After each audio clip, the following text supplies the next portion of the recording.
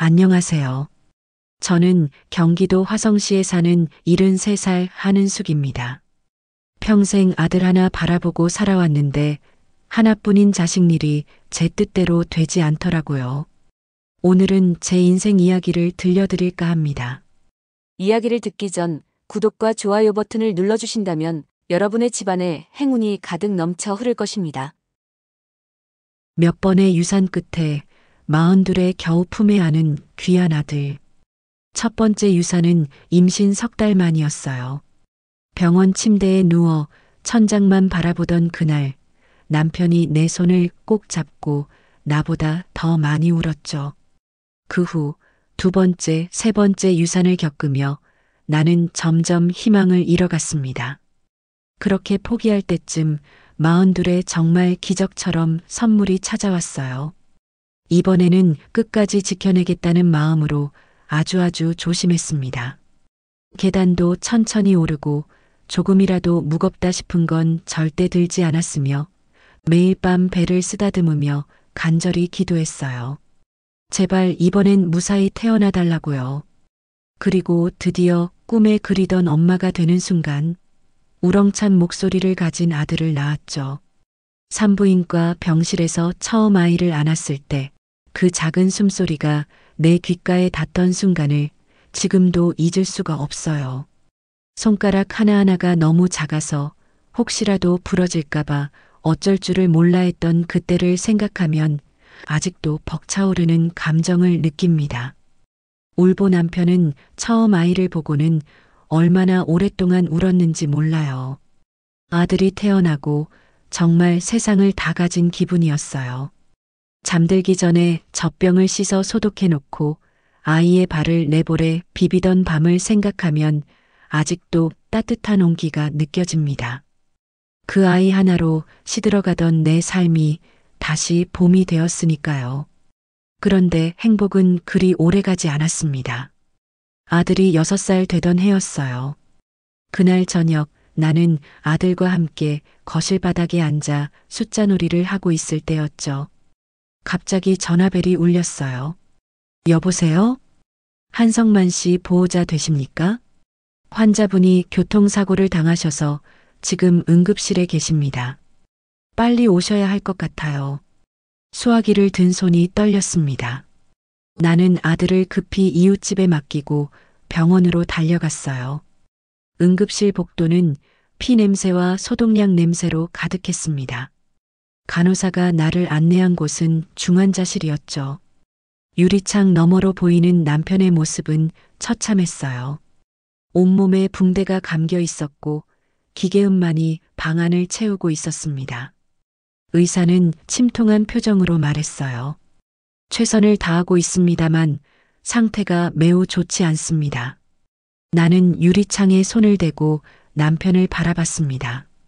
제발 살아야 한다고 당신이 그렇게 목숨과도 바꿀 수 있다던 사랑하는 아들이 기다린다고 속으로 되뇌었죠. 하지만 남편은 이틀 후 숨을 거뒀어요. 장례식장에서 검은 상복을 입고 아들의 손을 꼭 잡은 채 나는 멍하니 영정 사진을 바라봤습니다. 세상은 너무 잔인했어요. 남편이 남긴 적은 보험금으로 장례를 치르고 현실로 돌아오니 눈앞이 캄캄했어요. 하지만 내 목숨보다 더 사랑하는 아들을 위해 나는 무슨 일이든 닥치는 대로 했습니다.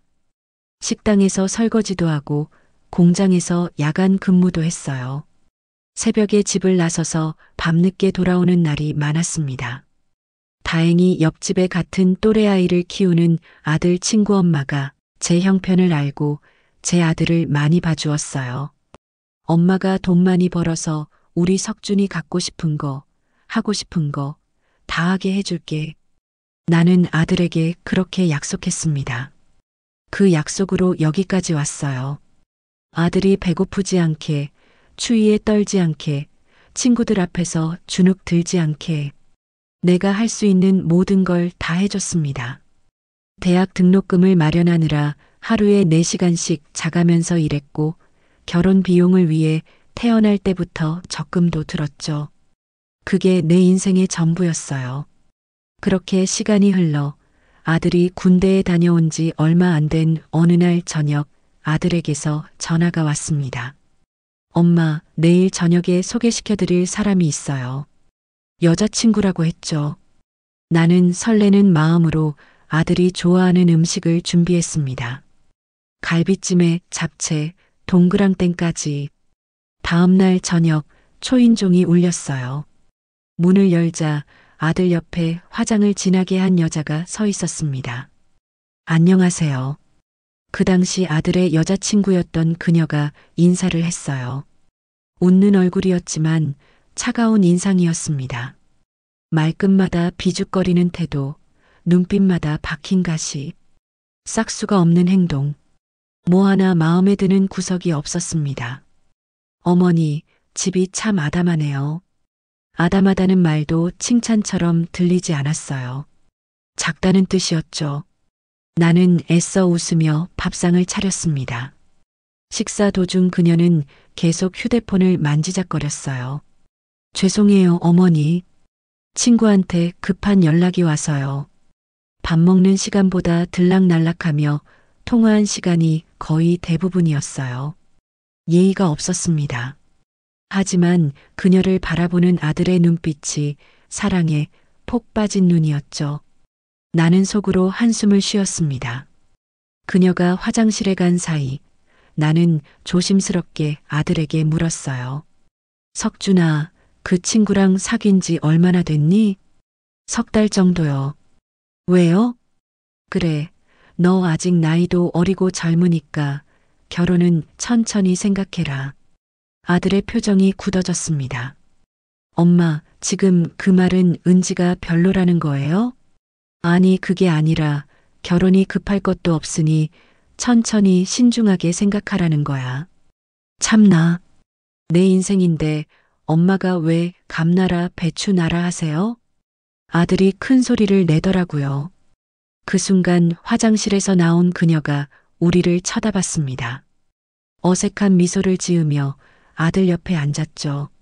무슨 얘기하셨어요? 아, 아무것도 아니야. 아들이 짧게 대답했습니다. 그날 저녁 식사는 그렇게 끝났어요. 그들이 집을 나서며 나는 아들에게 말했습니다. 석준아, 엄마 말 한 번만 들어봐. 결혼은 천천히. 제가 알아서 할 테니 그만하세요. 아들은 그렇게 말하고 문을 닫았습니다. 나는 텅 빈 거실에 앉아 한참을 멍하니 있었어요. 그로부터 반년 후 아들이 결혼하겠다고 했습니다. 나는 반대했죠. 하지만 아들은 듣지 않았어요. 엄마가 본 게 은지의 전부가 아니에요. 은지가 저한테 헌신적으로 얼마나 잘하는데요. 석준아. 됐어요. 그만하세요. 아들의 목소리에는 원망이 담겨 있었습니다. 나는 더 이상 말하지 못했어요. 결국 결혼은 강행되었고요. 예식장에서 아들과 며느리가 절을 했습니다. 나는 웃으며 축하한다고 말했지만 속은 편치 않았어요. 이 결혼이 행복하길 바라고 또 바라기만 할 뿐이었죠. 결혼 후 나는 아들 부부에게 투룸의 작은 아파트를 전세로 얻어줬습니다. 전세금 마련하느라 몇십 년 동안 모아둔 적금을 모두 털었죠. 그런데 이사하고 한 달쯤 지나서 며느리가 회사를 그만뒀다는 소식을 들었습니다. 엄마, 은지 회사 그만뒀어요. 왜? 무슨 일 있니? 아이 가지려면 미리 준비해야죠. 나는 잠시 말문이 막혔습니다. 임신을 한 것도 아닌데 벌써 회사를 그만두다니. 나는 조심스럽게 물었어요. 석준아. 그런데 둘이 벌어야 아이 낳고 키우기도 수월하지 않겠니? 요즘 세상에 외벌이로 애 키우기 힘들 텐데. 전화 너머로 작은 목소리가 들렸습니다. 자기야, 전화기 줘봐. 며느리 목소리에는 날이 서 있었습니다. 어머니, 저 회사 다니면서 스트레스 받으면 임신 안 돼요. 어머니처럼 유산되면 어머니가 책임지실 거예요? 숨이 막혔습니다. 나의 아픔을 그렇게 쉽게 입에 담다니. 나는 떨리는 목소리로 대답했어요. 아니, 그게 아니라 집에서 편하게 잘 먹고 잘 쉬어야 임신도 잘 되는 거예요. 전 유산 안 되고 한 번에 건강한 아이 낳을 거예요. 며느리는 그렇게 말하고 전화를 끊어버렸습니다. 나는 휴대폰을 들고 한참을 멍하니 앉아 있었어요. 아들은 그 말을 듣고도 아무 말이 없었습니다. 며느리를 말리지도 나를 위로하지도 않았죠. 그로부터 몇 달이 지났습니다. 내 생일이 다가왔어요. 72번째 생일이었죠. 며느리가 전화를 했습니다. 어머니, 저 결혼하고 첫 번째 생신이신데 첫 생신상만큼은 며느리가 직접 차려드려야죠. 그날 저희 집으로 오세요. 며느리가 직접 차려준다니 나는 너무 기뻤습니다. 그래도 기본적인 마음은 있구나 싶어 기특했어요. 생일 당일 나는 며느리가 좋아하는 샤인머스켓 한 박스를 사들고 아들네 집으로 갔습니다. 초인종을 누르자 며느리가 문을 열었어요. 어머니, 어서 오세요. 며느리가 반갑게 맞아주었죠. 거실 테이블에는 음식이 차려져 있었습니다. 미역국, 잡채, 나물 반찬들. 나는 자리에 앉았어요. 아이고, 이 많은 걸 어떻게 다 했니? 대견한 마음에 저는 처음으로 한박웃음을 지으며 말했어요. 며느리는 환하게 웃으며 어머니, 요즘 반찬 가게가 너무 잘 돼 있어서 없는 게 없어요. 이 나물 반찬들은 4개에 10,000원이에요. 싸죠? 순간 귀를 의심했습니다. 반찬 가게에서 사왔다고? 생일상을 반찬 가게 음식으로 차렸다고? 며느리는 아무렇지도 않게 계속 말을 이었어요. 미역국도 요 아래 반찬집에서 샀는데 맛 좋기로 유명해요. 한번 드셔보세요. 나는 숟가락을 들었지만 손이 떨렸습니다. 입맛이 싹 가셨어요. 아들이 옆에서 말했죠. 엄마 맛있죠? 은지가 정성껏 준비했어요. 기가 찼어요. 반찬 가게에서 해놓은 반찬들 사서 한 거라곤 기껏 데워놓은 정도밖에 없는 것 같고 정성껏 준비해? 갑자기 식욕이 뚝 떨어졌지만 나는 아무 말 없이 미역국을 한 숟가락 떴습니다. 국물이 목으로 넘어가지 않았어요. 며느리는 신나서 계속 떠들었습니다.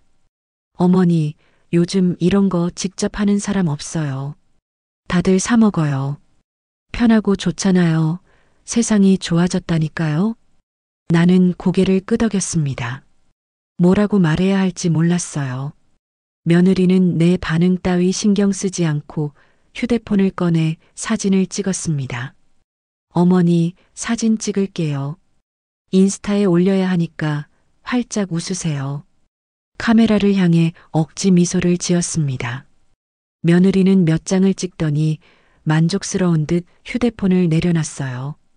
나는 밥을 몇 숟가락 먹고 숟가락을 내려놨습니다. 잘 먹었다. 고맙구나. 벌써요? 더 드세요, 어머니.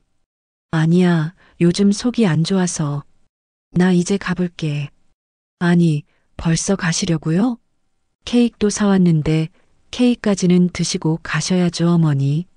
며느리가 냉장고에서 케이크를 꺼냈습니다. 대형마트에서 파는 작은 케이크였어요. 초를 켜고 불을 붙여 생일 노래 부르고 케이크 한 조각을 먹는데 목이 메었습니다.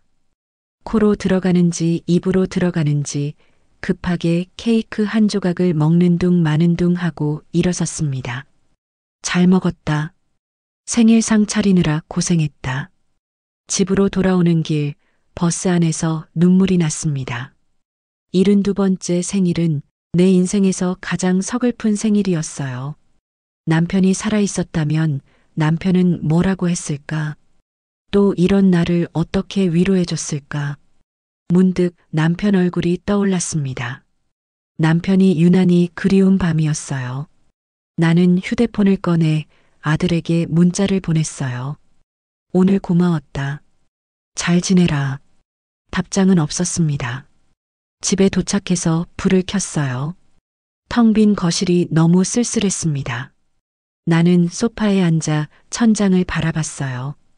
이게 내가 바랐던 삶이 아닌데. 한숨만 나왔습니다. 추석을 몇 주 앞두고 아들 내외가 저녁을 먹으러 온다고 하더군요. 아들이 좋아하는 갈비찜을 해놓고 아들 내외를 맞이했어요. 밥을 한두 숟가락 뜨는데 며느리가 갑자기 어머니, 저희 이번 추석에 유럽 여행 가기로 했어요. 라고 하더군요. 나는 손에 들고 있던 국자를 멈췄습니다. 추석이 코앞인데 여행이라니. 아들이 옆에서 어색하게 웃으며 말을 이었죠. 엄마, 올해 추석 연휴가 길잖아요. 이런 기회가 또 없을 것 같아서. 어차피 지들끼리 결정한 거 가지 말래도 갈 게 뻔하니 어쩔 수 없이 고개를 끄덕이며 괜찮다고 했습니다. 또 한편으론 지금 한창 신혼이니 여행도 다니고 추억도 만들고 싶겠죠. 내가 뭐라고 할 입장은 아니었지만 하필 명절에. 그런데 며느리가 이어서 한 말에 나는 귀를 의심했습니다. 그리고 어머니, 저희가 키우는 강아지 초코 말이에요. 긴 연휴 동안 어머니도 적적하실 텐데 초코라도 옆에 있으면 좀 덜할 거예요. 그래서 애견 호텔에 안 맡기고 초코를 여기다 놓고 가려고요. 걔를 맡아달라고? 나는 강아지를 키워본 적도 없고 관심도 없는 사람인데 황당했습니다. 하지만 며느리는 이미 결정된 일이라는 듯 환하게 웃고 있었어요. 한마디로 통보하는 거였죠. 초코 정말 착해요. 밥만 주시면 되고요. 산책은 힘드시면 안 시키셔도 돼요. 그냥 집에 두시면 알아서 배변판에 잘 싸고 또 잘 놀아요. 나는 뭐라고 대답해야 할지 몰라 그저 멍하니 며느리만 바라봤습니다. 아들은 고개를 숙인 채 아무 말도 하지 않았죠. 결국 나는 고개를 끄덕일 수밖에 없었어요. 그래, 알았다. 며느리는 고맙다는 말도 없이 아들과 함께 집을 나섰습니다. 나는 그들이 사라진 현관문을 한참 동안 바라보았어요. 기가 막힌 모습으로요. 며칠 후 추석 연휴 첫날 새벽이었습니다. 초인종이 울렸고 문을 열자 아들과 며느리가 큰 케이지를 들고 서 있었어요. 그 안에는 흰색 털을 가진 작은 강아지가 들어 있었죠. 엄마, 초코는 순둥순둥해요. 밥은 하루에 2번 주시면 되고요. 물은 항상 채워두세요. 그리고 이건 사료고 이건 간식이에요. 며느리는 빠르게 설명을 늘어놓더니 케이지를 거실 한가운데 툭 내려놨습니다. 나는 어리둥절한 채로 그들을 바라봤어요. 어머니, 초코랑 둘이서 즐거운 시간 보내세요. 초코가 애교가 많아서 어머니도 긴 연휴 기간 동안 심심하진 않으실 거예요. 그래, 근데 너희들은 언제 돌아오는 거니? 2주 후에요. 선물 사올게요, 어머니. 현관문이 닫히는 소리가 쿵 하고 울렸습니다. 나는 거실에 덩그러니 놓인 케이지를 바라봤어요. 그 안에서 강아지가 낑낑거리며 나를 올려다보고 있었습니다. 나는 한숨을 길게 내쉬었죠. 2주라니. 아휴, 끔찍하다. 며느리의 말이 머릿속을 맴돌았습니다.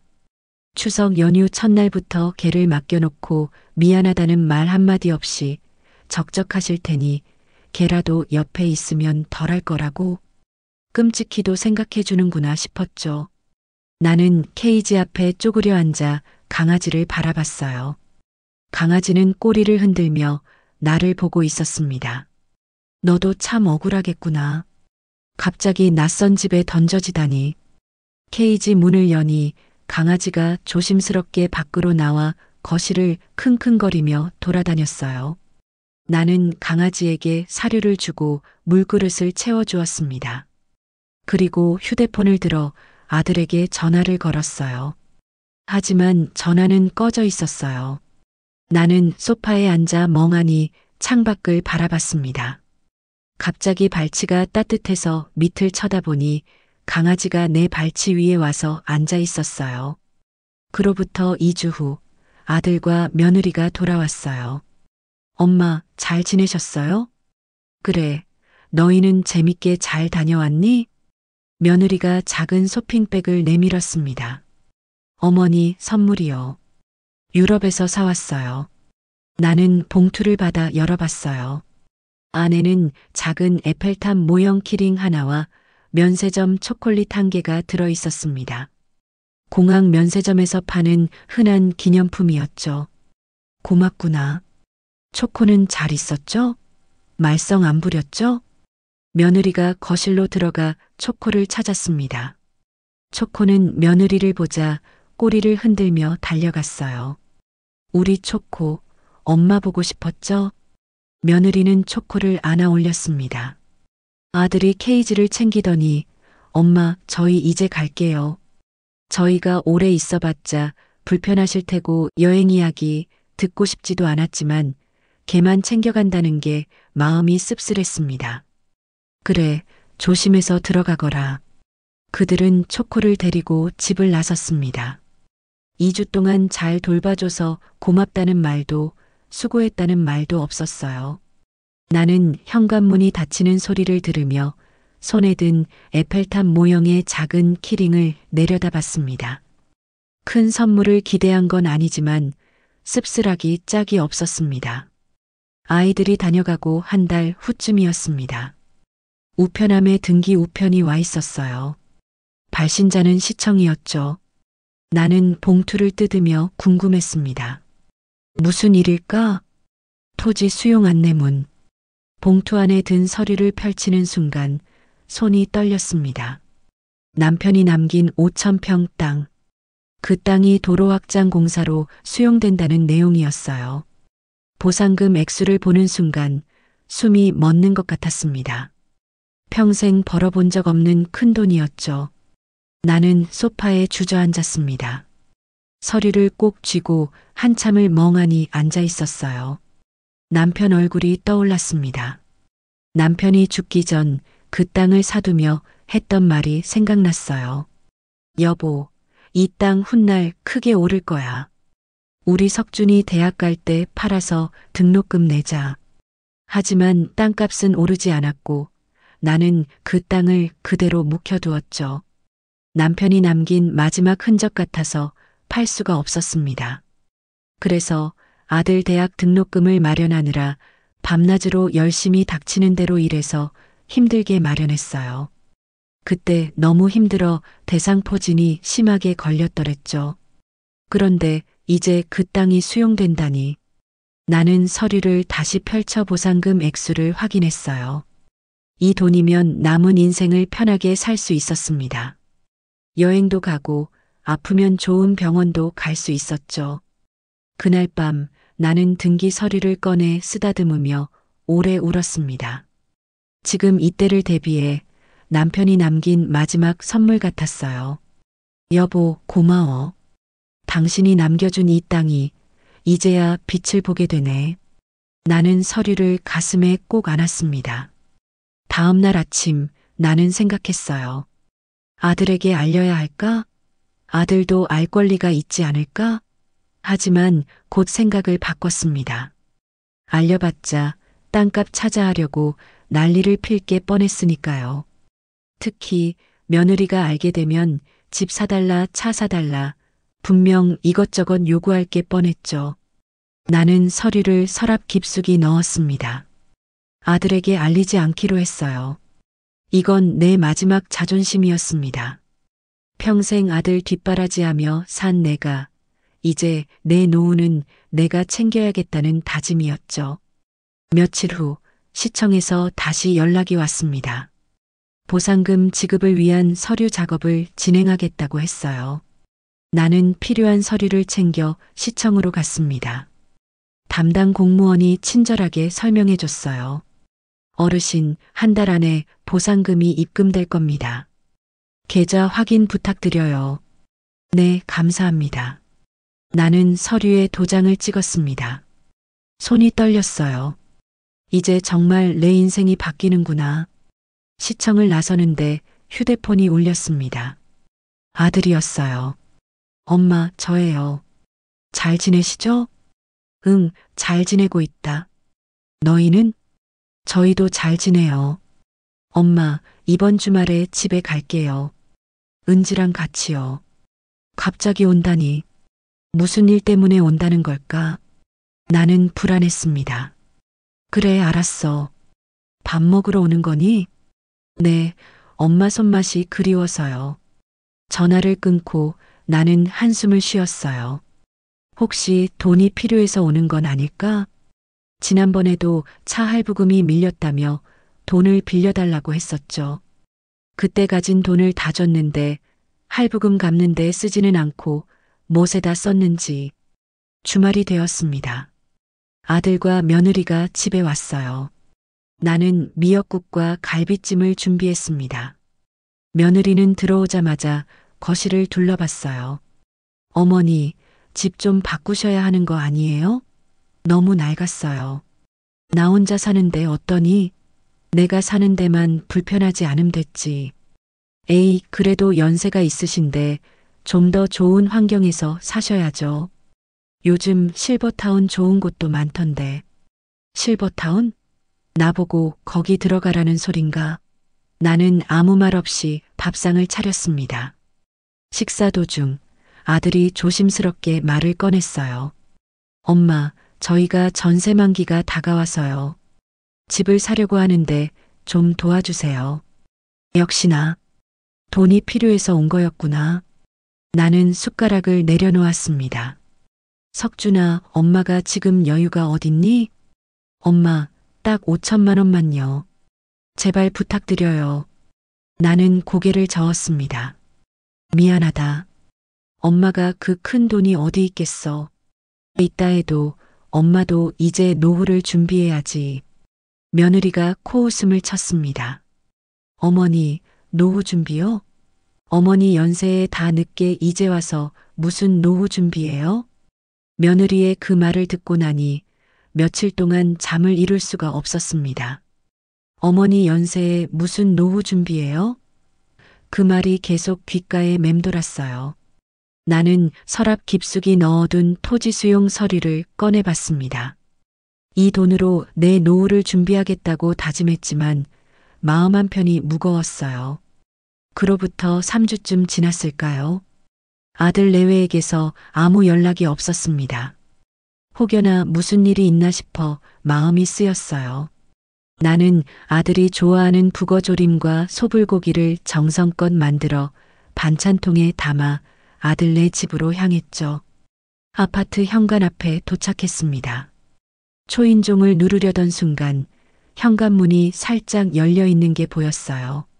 걔가 나가면 어쩌려고 문을 열어놨을까? 나는 잠시 망설였어요. 초인종을 눌러야 하나? 아니면 반찬만 놓고 가야 하나? 고민하던 그때 안에서 대화 소리가 들려왔습니다. 여보, 그 도로 수용 보상금 나온다며? 그거 얼마래? 며느리 목소리였어요. 나는 무심코 귀를 기울였습니다. 응, 나왔는데 엄마한테 들은 건 아니고 시청에서 일하는 선배한테 확인했어. 얼마나 나오는데? 꽤 큰 돈이야. 평생 모아도 힘든 돈이지. 그럼 어머니한테 그냥 달라고 해. 우리 집 산다고 도와달라고 했다가 거절당한 거, 어머니도 그거 계속 마음 쓰고 계실 거야. 어떻게 달라고 해? 엄마가 쉽게 주실 것 같아? 그럼 이렇게 하는 건 어때? 어머니가 앞으로 연세도 계속 더 드실 테고, 그럼 혼자 밥해 드시기도 힘드실 텐데 요양원에 보내는 건 어떨까? 그럼 재산 관리는 자연스럽게 우리가 할 수 있게 되는 거잖아. 그래도, 뭐가 그래도야? 어차피 나중에 다 우리 거 되는 건데. 지금 미리 받는 거랑 나중에 받는 거랑 뭐가 달라? 어머니가 그 돈 들고서 뭐 하시게? 그냥 통장에 넣어두시다가 돌아가시면 끝인데 차라리 우리가 지금 필요할 때 집 사는데 쓰는 게 낫지. 심장이 쿵 내려앉았습니다. 믿고 싶지 않았어요. 내 아들이, 내가 애지중지 키운 내 아들이 그런 말을 하다니. 아들의 목소리가 조금 망설이듯 들렸습니다. 하긴, 엄마도 계속 연세 드시는데 혼자 두는 것도 그렇고. 그래, 어차피 나이 드시면 다들 요양원 가는 거잖아. 나쁜 것도 아니고. 그리고 전세 만기 다가오는데 집도 사야 하고 애 낳으면 돈 더 들어. 지금 아니면 언제 어머니 재산 받겠어? 나는 현관 앞에서 얼어붙은 채 서 있었습니다. 눈물이 차올라 앞이 흐려졌어요. 손이 떨렸습니다. 이럴 수가. 내가 평생 너만 바라보고 살았는데. 나는 조용히 바닥에 떨어진 반찬 봉지를 주워들고 발길을 돌렸습니다. 복도를 걸어 나오는데 다리에 힘이 풀렸어요. 엘리베이터를 타고 1층으로 내려왔지만 어떻게 집까지 왔는지 기억도 나지 않았습니다. 집에 도착해서 반찬 봉지를 식탁 위에 내려놓고 방으로 들어가 남편의 사진을 꺼내 들었습니다. 사진 속 남편은 환하게 웃고 있었죠. 여보, 눈물이 주르륵 흘러내렸습니다. 내가 잘못 키운 걸까? 당신이 떠난 후 내가 이 아이를 너무 애지중지 키운 탓일까? 사진을 꼭 안고 한참을 울었습니다. 평생 아들 하나만 바라보고 살았는데 그 아들이 나를 요양원에 보내고 재산을 가로채려 한다니. 차라리 모르고 사는 게 나았을까요? 이래서 무자식이 상팔자라는 말이 나왔는가 보네요. 자식이 없었으면 이런 꼴을 당하지도 않았을 테고 서럽지도 않았을 테니까요. 그날 밤 나는 잠을 이루지 못했습니다. 천장을 바라보며 생각했어요. 이제 어떻게 해야 하지? 아들에게 들은 걸 말해야 할까? 아니면 모른 척하고 살아야 할까? 머릿속이 복잡했습니다. 새벽녘이 되어서야 결심이 섰습니다. 나는 서랍에서 토지 수용 서류를 꺼냈어요. 그리고 휴대폰을 들어 변호사 사무실 전화번호를 검색했습니다. 월요일 아침 나는 일찍 일어나 옷을 차려입었습니다. 거울을 보니 밤새 울은 눈이 퉁퉁 부어 있었어요.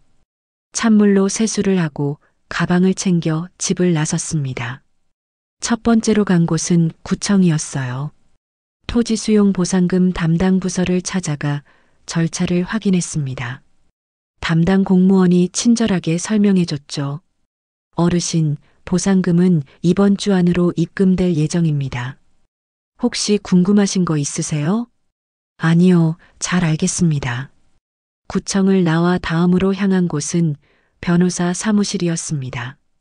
인터넷으로 찾아둔 곳이었는데 들어가 보니 젊은 여자 변호사가 나를 맞이했습니다. 어르신, 무슨 일로 오셨어요? 재산 기부에 대해 상담받고 싶어서요.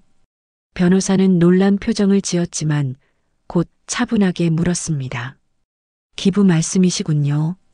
혹시 유언장 작성도 함께 생각하고 계신가요? 네, 그것도 필요하다면 하고 싶습니다. 나는 변호사에게 상황을 설명했어요. 아들 이야기는 하지 않았지만 보상금을 사회에 환원하고 싶다고 말했습니다. 변호사는 고개를 끄덕이며 메모를 했죠. 어르신, 기부는 좋은 결정이십니다. 다만 가족분들께는 알리셨나요? 아니요, 알릴 생각 없습니다. 그렇군요. 혹시 나중에 분쟁의 소지가 있을 수 있으니 공증을 확실히 받아두시는 게 좋겠습니다. 나는 변호사의 조언에 따라 서류를 작성했습니다. 기부처는 미리 생각해둔 곳으로 정했어요. 불우한 아이들을 돕는 재단과 독거노인을 지원하는 단체. 남편이 살아있었다면 분명 좋아했을 곳들이었죠. 자, 이제 이 서류에 서명하시면 됩니다. 나는 떨리는 손으로 서류에 이름을 적었습니다. 한은숙. 내 이름을 또박또박 쓰는데 눈물이 났어요. 이게 내 인생의 마지막 결단이 될 거라는 생각이 들었습니다. 변호사 사무실을 나와 공증사무소로 향했습니다. 공증인 앞에서 다시 한번 서류를 확인하고 도장을 찍었어요. 이제 법적으로 효력이 생긴 거죠. 어르신, 좋은 일 하셨습니다. 공증인이 웃으며 말했지만 나는 웃을 수가 없었습니다. 가슴 한편이 텅 빈 것 같았어요. 며칠 후 통장에 보상금이 입금됐다는 문자가 왔습니다. 나는 은행으로 가서 통장을 정리했어요. 통장에 찍힌 숫자를 오래 바라봤습니다. 평생 처음 보는 큰 돈이었죠. 이 돈이면 아들에게 집도 사줄 수 있었을 것이고 손주들 키우는데도 큰 도움이 되었겠죠. 하지만 나는 결심을 바꾸지 않았습니다. 은행 창구로 가서 기부 절차를 진행했어요. 각 단체 계좌로 돈을 이체하는데 1시간이 넘게 걸렸습니다. 마지막 이체를 마치고 나니 통장 잔액은 거의 남지 않았어요. 어르신, 정말 대단하십니다. 이렇게 큰 기부를 하시다니. 은행원이 감탄했지만 나는 그저 고개만 끄덕였습니다. 집으로 돌아와 기부 영수증들을 봉투에 담았어요. 봉투를 바라보며 나는 중얼거렸습니다. 이건 아들을 벌하기 위해서가 아니라 내 인생을 지켜내기 위한 마지막 선택이야. 나는 봉투를 서랍에 넣었습니다. 그리고 소파에 앉아 창밖을 바라봤어요. 마음이 편해졌습니다. 아들이 내 재산을 노리고 나를 요양원에 보내려 했다는 사실은 여전히 아팠지만 적어도 내가 할 수 있는 최선을 다했다는 생각이 들었어요. 며칠 후 아들에게서 전화가 왔습니다. 엄마, 저예요. 잘 지내시죠? 응, 잘 지내고 있다. 엄마, 혹시 시청에서 연락 온 거 있어요? 아들의 목소리에 긴장감이 묻어났습니다. 나는 침착하게 대답했어요. 무슨 연락? 아, 아니에요. 그냥 혹시나 해서요. 전화를 끊고 나는 씁쓸하게 웃었습니다. 그래도 양심은 있었는지 보상금 이야기를 바로 꺼내지는 못했네요. 나는 휴대폰을 내려놓고 차를 한 잔 마셨어요. 이제 남은 건 아들에게 진실을 말하는 일뿐이었습니다. 그로부터 일주일이 또 지났습니다. 아들에게서 다시 전화가 왔어요. 엄마, 이번 주말에 은지랑 같이 갈게요. 은지가 엄마 좋아하시는 유부초밥을 만들었대요. 그래. 웬일이냐? 그래, 알았다. 나는 짧게 대답하고 전화를 끊었습니다. 아들이 무슨 용건으로 오는지 알고 있었죠. 보나마나 이번에는 보상금 이야기를 확실히 꺼내려는 거겠죠. 주말이 되었습니다. 나는 평소처럼 차를 준비하고 아들을 기다렸어요. 초인종이 울렸고 문을 열자 아들과 며느리가 서 있었습니다. 며느리 손에는 유부초밥 한 팩이 들려 있었어요. 엄마, 저희 왔어요. 그래, 어서 와라. 어머니 유부초밥 좋아하신다고 해서 배민 어플에서 아주 유명한 곳에서 사왔어요. 며느리가 환하게 웃으며 유부초밥을 내밀었습니다. 직접 만들어 싸온다더니 역시나 싶었어요. 그래, 고맙구나. 거실로 안내하며 차를 내왔습니다. 아들과 며느리는 소파에 나란히 앉았어요. 며느리가 먼저 입을 열었습니다. 어머니, 요즘 건강은 어떠세요? 괜찮아. 잘 지내고 있다. 어머니 혼자 계시니까 저희가 걱정돼서요. 혹시 불편하신 건 없으세요? 며느리의 말투가 평소와 달랐습니다. 지나치게 친절했죠. 나는 차를 한 모금 마시며 대답했어요. 불편한 거 전혀 없다. 아들이 조심스럽게 말을 꺼냈습니다. 엄마, 사실 오늘 드릴 말씀이 있어서 왔어요. 무슨 말? 혹시 시청에서 보상금 관련해서 연락 받으셨어요? 드디어 본론을 꺼내는구나 싶었어요. 나는 찻잔을 내려놓으며 말했습니다. 응, 받았지. 며느리의 눈이 반짝였어요. 그럼 보상금이 나온 거예요? 그럼 나왔지. 어머니, 그 돈으로 저희 집 좀 사는데 도와주실 수 있으세요? 전세 만기도 다가오고 저희 정말 앞으로 아이도 낳게 되면 더 힘들거든요. 며느리가 애원하듯 말했습니다. 하지만 그 목소리에는 간절함보다 욕심이 더 묻어났죠. 나는 자리에서 일어나 방으로 들어갔습니다. 서랍에서 봉투를 꺼내왔어요. 이거 보거라. 봉투를 탁자 위에 놓았습니다. 아들이 봉투를 열었어요. 안에는 기부 영수증과 공증 서류, 그리고 손편지가 들어 있었습니다. 이게 뭐예요? 아들의 목소리가 떨렸습니다. 며느리가 서류를 낚아채듯 가져갔어요. 기부 영수증? 어머니, 이게 무슨 짓이에요? 며느리의 얼굴이 굳어졌습니다. 나는 침착하게 말했어요. 내가 가진 건 오늘로 다 정리했다. 너희 몫은 없어. 엄마, 무슨 소리예요? 왜 갑자기 기부를 하신 거예요? 아들이 다급하게 물었습니다. 나는 손편지를 가리켰어요. 거기 다 써놨어. 읽어봐. 아들이 떨리는 손으로 편지를 펼쳤습니다. 편지에는 짧게 적혀 있었죠. 석준아, 지난주에 너희 집 앞에 갔었다. 한동안 연락이 없어 궁금도 하고 해서 너 좋아하는 반찬에서 들고 갔는데 문이 열려 있더구나. 그때 너희가 하는 대화를 들었어. 나를 요양원에 보내고 재산을 가로채려던 얘기 말이야. 그 순간 내 마음은 무너졌단다.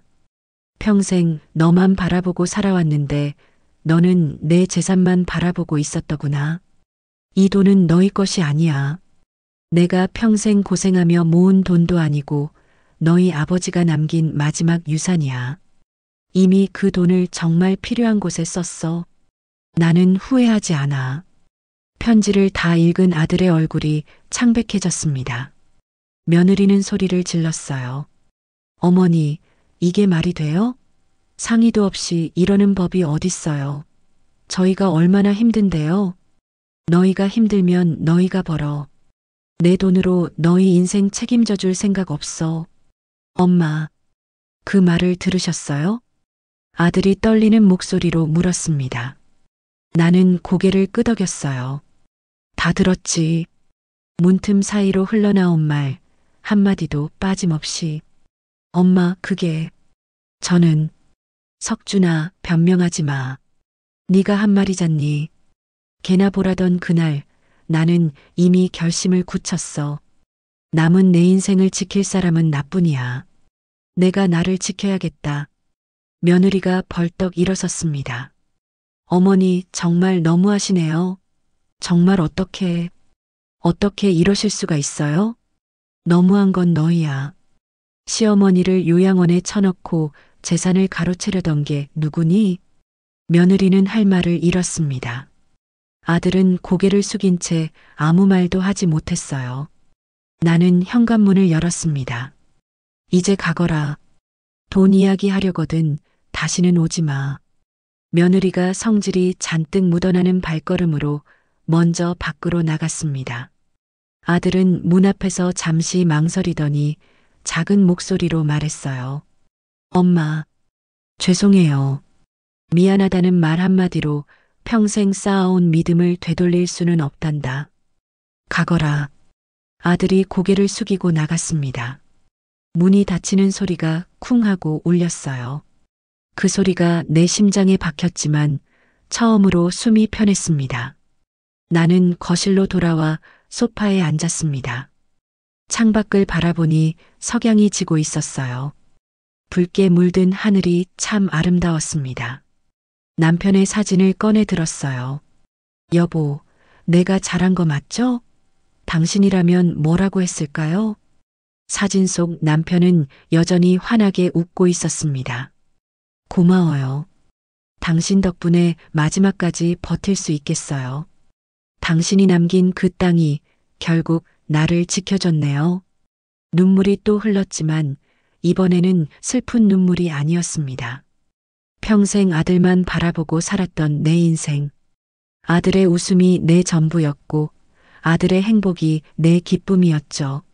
하지만 그 사랑이 아들을 망쳤는지도 모르겠습니다. 너무 많이 주고 너무 많이 희생하다 보니 아들은 그게 당연한 줄 알았던 거겠죠. 이제는 나를 바라보며 살아가야겠다고 생각했습니다. 늦었지만 아직 남은 시간이 있으니까요. 탁자 위에 며느리가 사온 유부초밥이 놓여 있었습니다. 나는 한 입 베어 물었어요. 달콤하면서도 씁쓸한 맛이었습니다. 꼭 내 인생 같았죠. 여러분, 이게 제 이야기입니다. 자식을 사랑하는 건 부모의 본능이지만 그 사랑이 자식을 버리게 만들어서는 안 됩니다. 베풀매도 선이 있어야 하고 사랑에도 자존심이 있어야 합니다. 제가 평생 배우지 못했던 걸 이제야 깨달았어요. 나를 사랑하는 법 말이에요. 혹시 이 이야기를 듣고 계신 분들 중에 저처럼 자식만 바라보며 사시는 분이 계신다면 부탁드려요. 자식도 소중하지만 당신 자신도 소중하다는 걸 꼭 잊지 마세요. 당신이 행복해야 자식도 행복합니다. 당신이 존중받아야 자식도 당신을 존중합니다. 나는 이제 편히 살 수 있을 것 같습니다. 남은 생을 나를 위해 쓰겠습니다. 그게 남편이 바라던 것이고 내가 마땅히 누려야 할 권리니까요. 여러분도 부디 당신 자신을 사랑하며 사시길 바래요. 그게 제가 이 이야기를 통해 전하고 싶었던 마지막 말입니다. 아직 끝나지 않은 제 인생의 이야기를 들어주셔서 감사합니다.